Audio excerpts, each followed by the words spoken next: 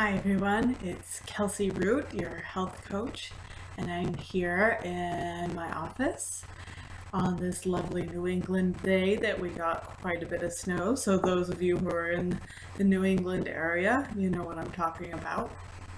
So today I wanted to talk to you guys about the 12 areas of true balanced health. So of course when we say health, we're thinking about our physical health. So we often think about when we get a cold or the flu or have some sort of pain that our health is out of balance. And that's what most people think of when they think of health. But true, lasting health is actually more than just our physical beings. So it's about what we eat. It's about how much physical activity we get. It's about home cooking. How are we cooking at home? Are we eating out a lot? Our home environment.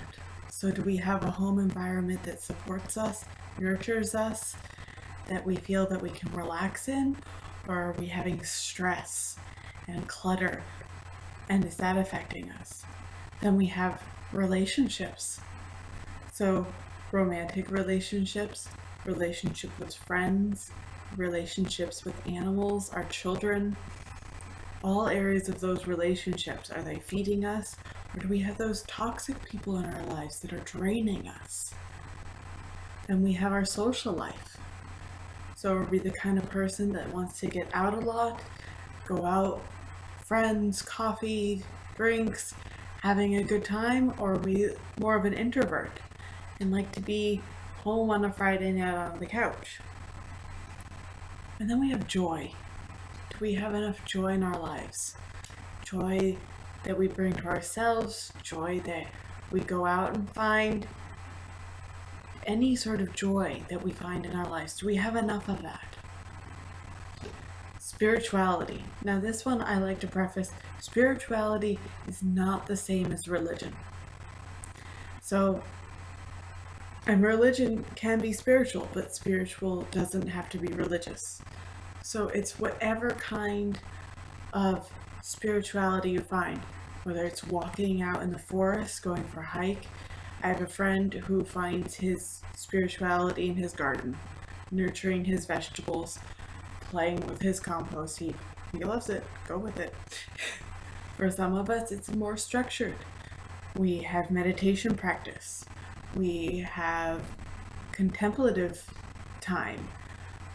Some of us like to go to church or a temple or a synagogue. So it's whatever speaks to you, but it's very important to connect with something outside of ourselves, something bigger than ourselves. Then we have creativity.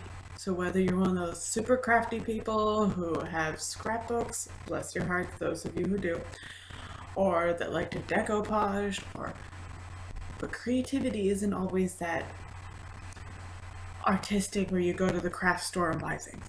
Creativity can be creativity in work, creativity in how you decorate your home, creativity in how you present your dinner.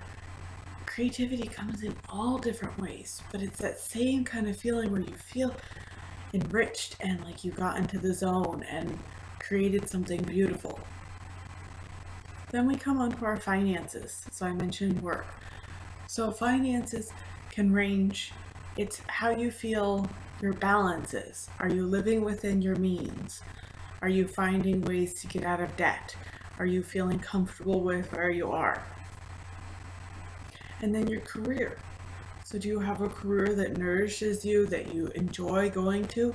Or do you have a job where you dread it and you wake up every morning wishing that you didn't have to go there? And then your education. So this is another one. So education doesn't necessarily mean having a degree, a bachelor's or a master's, or that's not what we're talking about here. All of us are lifelong learners. So often it's, are you reading enough books that you find enjoyable? Are you going to local classes? That a lot of local libraries offer classes. A lot of technical centers offer continuing education. Are you taking time to watch educational YouTube videos. It can be really whatever gives you that feeling that you're learning and creating. So those are our 12 steps of health. So I'll go over those again quickly.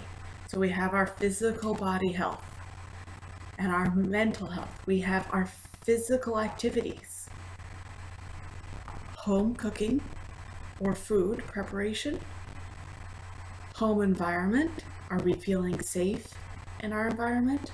Our relationships with both romantic relationships, our friends, our children, our parents, our siblings, co-workers, any sort of relationships. Our social life,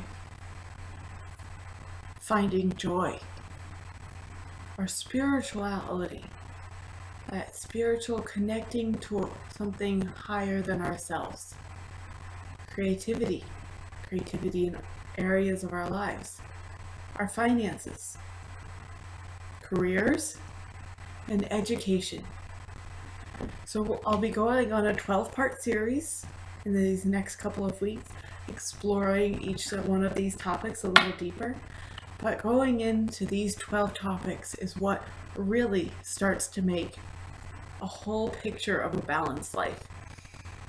And what I encourage you all as we explore this topic of finding a balanced life is remembering that balance is a fluid thing. So you'll find balance in one area of your life and then something will change.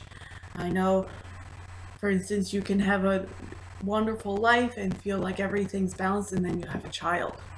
And as those of you parents know, once that happens, your life gets thrown upside down. Mostly in a good way, hopefully, but it's a big transition. Or you get a new job. Or if you already have children, your children change, go to do a different area of school, or they have after-school activities, and that throws off your balance. I know for me personally, it's been an interesting, welcome challenge to try to find balance in my own life. I have one child who's in half-day preschool, and my other child is in kindergarten this year. I'm finding the time to balance my work that I love and being there for them and being able to pick them up. I do spend an awful lot of time, I notice these days, chauffeuring. Thankfully, I don't live far from school.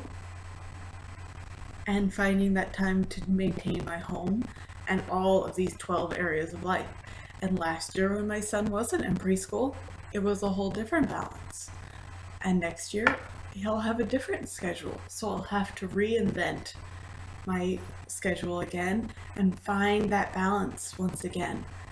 But it's okay, because once you have the tools to start to find that balance, it's just tweaking things a little bit here and there, and then you can go with the flow. And I'm not gonna lie to you, it can take a little while. The first couple of weeks of school this year definitely takes a little time to get used to it. This morning, for instance, we had over a foot of snow yesterday. Again, those of you who are in New England, you know what I'm talking about. We had a 2-hour delay for school, so we had an interesting balance again. I thoroughly enjoyed my morning yoga class. My 6-year-old daughter joined us, and it was a true delight for all of us. So learning how to tackle these areas, because life, as we all know, throws us curveballs, and we have to keep going with it. So coming back to looking at these areas of our lives. And you'll notice later today I'll post a wheel of life. It's a colorful wheel, and it has all 12 of these areas.